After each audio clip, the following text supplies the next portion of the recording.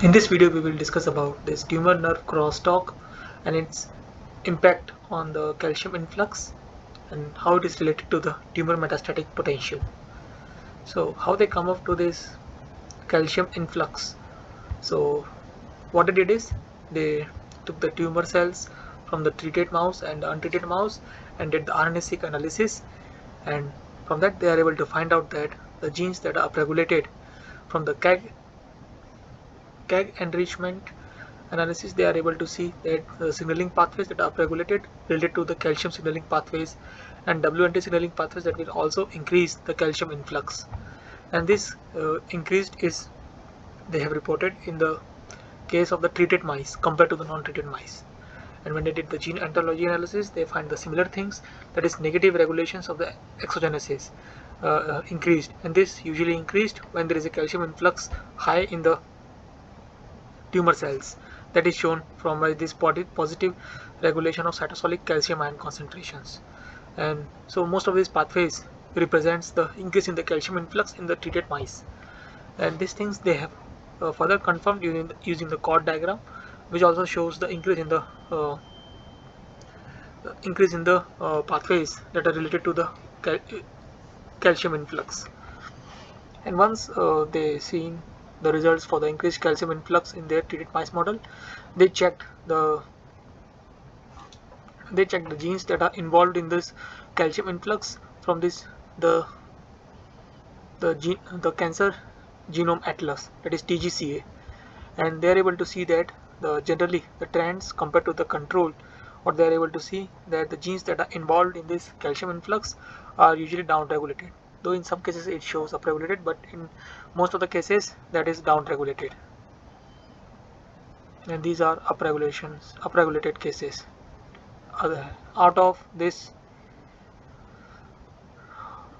7, only 2 are upregulated and 5 are downregulated. So, and moving forward, what they did is they analyze whether there is a change in this gene expressions that are involved in the calcium influx as the tumor progresses to the higher stage. So when they compare it between the normal bone cells and the tumors at different stages, they are able to see that with increase in the stages, there is a decrease in the genes that are involved in this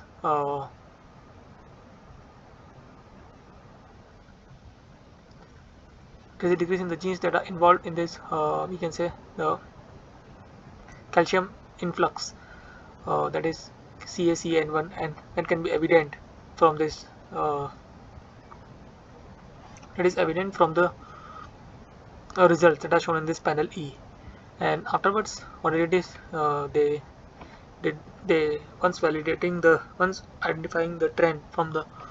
literatures, they did their own studies where they analyze the genes that are involved in this calcium influx in the primary tumors and compare it with the bone metastasis tumors,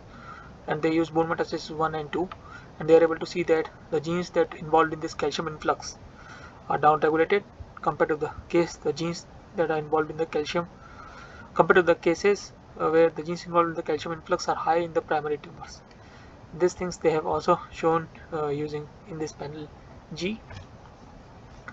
where we can see that the relative expressions levels of these CAC genes are lower in the case of this bone marrow, not bone marrow, this bone metastasis cells compared to the adjacent tissues or when the bone metastasis is not there in the cells. So these adjacent tissues, you can say the normal tissues, and this the breast cancers at the early stage and breast cancer at the higher stage or later stage, and you can see the decrease and clearly in the two cases, but it is decreased in third cases, but there is not significant difference between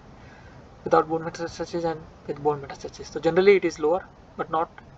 this is not the conditions for like every time. So the genes that they have checked are the genes that control the calcium influx. These are downregulated, thereby it leads to the higher calcium influx into the tumor cells. And thereafter, once they see the results that they have seen, once they are able to see the same results when from this qPCR and the staining that they have seen in the literatures, they decided to check these levels into into their own treated mice systems. And here what it did is they checked the expression levels of the genes that are involved in this calcium influx in this Lipo-NC with pGSDMB treated mice and compare it with the control, and they are able to see here inverse results. That is, the mice that are treated with their optimized system shows an increased level of calcium influx, and this could be this could make logical sense because in the mice that are treated with their systems has reduced tumors, and this could be because there is the one contributions could be because of the increased genes that are involved in controlling calcium influx, thereby preventing the calcium influx. And in the previous video we have understood that the reduction in the calcium influx is directly related to reductions in the neuron excitations. And so thereafter what I did is they did another studies, and here what I did is they took the mice and treated them with their conditions, and they also used the control conditions, and then thereafter they separated these tumor cells and the DRG neuron and add this calcium sensitive dye, that is Fluo-4 AM, and also stain this DRG neuron using the DIL dye, then co-culture them, and after some times co-culture them and then use KCl for calcium excitations, or they use this KCl to evoke calcium influx. And after some times they did the cell sorting of the DRG neuron and tumor cells, and then monitor this fluorescence of this Fluo-4 AM, and they are able to see that in the Lipo-NC treated mice there is increased fluorescence intensity, indicating they have more calcium influx, whereas in the DRG neuron there are less calcium influx. And this situation is represented in this panel M, where we can see that in the case of the control there is a decreased expression of VGCC expressions, and thereby they might have low calcium uptake capacities. Thereby, and this could be the reason